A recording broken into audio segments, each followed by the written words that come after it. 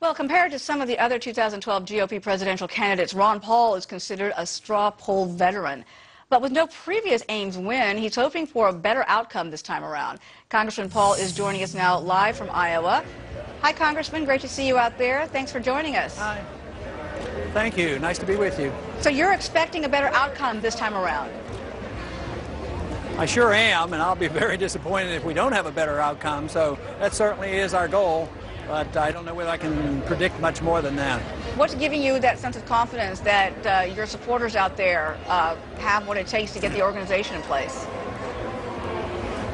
Well, you know, the one thing is we've talked about certain principles on foreign policy and monetary policy and spending for many, many years. And there for a while there wasn't so much support, but the support for those views have been growing exponentially, including the disenchantment with the American people with the wars going on. So the country has moved in our direction, and this has been reflected in the number of people who have joined the campaign. The ease with which we can raise money, the number of volunteers we've had, the organization we've had out here. So we can't help but be a bit optimistic that we should do a lot better. The race is going to get a bit more crowded in just a little while with Rick Perry jumping into the race formally. How do you feel about that? Well, I mean, that's the way the system works. I imagine he won't be the last one to enter the race. But me personally and our campaign looks at it that he's more of, you know, the status quo type politician. He's been around a long time and supports basically the wars, and he doesn't challenge the Federal Reserve and all the things that we stand for.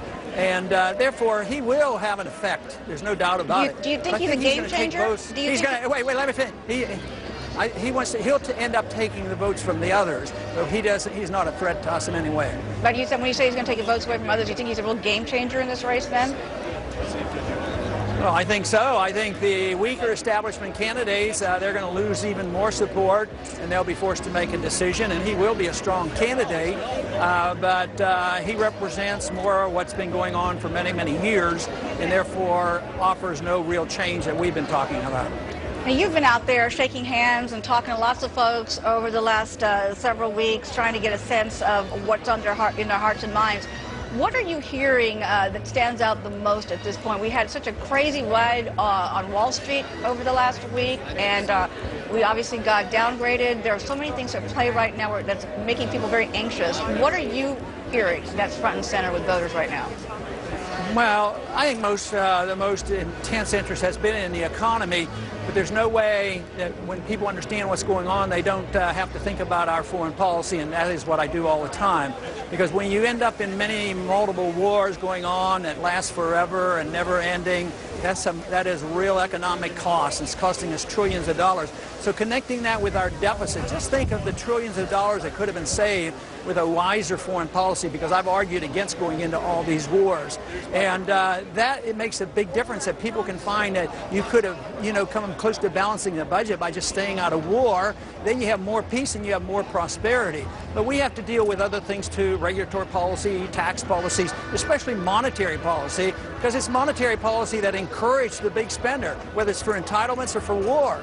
Because as long as Congress doesn't have to pay the bills and they can always go over to the Federal Reserve and the Federal Reserve just print up the money, then they wonder why we have economic problems. It's common sense, and I think young people especially, you don't have to have a PhD. Matter of fact, if you have a PhD in economics, you get very confused on economics. But it makes common sense to say that you can't run up these deficits, promise the sky to everybody, and say, oh, no, big deal. The Fed is there to take care of it. They're the lender of last resort. They're the counterfeiter of last resort, and that's where we're getting our problems from. So at this moment, where you stand right now, you feel more confident, you think that you're going to do better than last time. Where would you feel that, if you don't come out number one, what would be a good win for you? Well, better than last time is in the first four places. A distant fourth is not too encouraging. But most people who do more measurements than I do, because I don't look at polls very often, I just try to deliver a message and encourage people. So most people think we'll be in the top three, and I think that's pretty good. That should give your campaign some momentum if you do pull that off. All right, sir, thank you for joining us. We'll check back with you and your campaign throughout this day. Appreciate it. Thank you.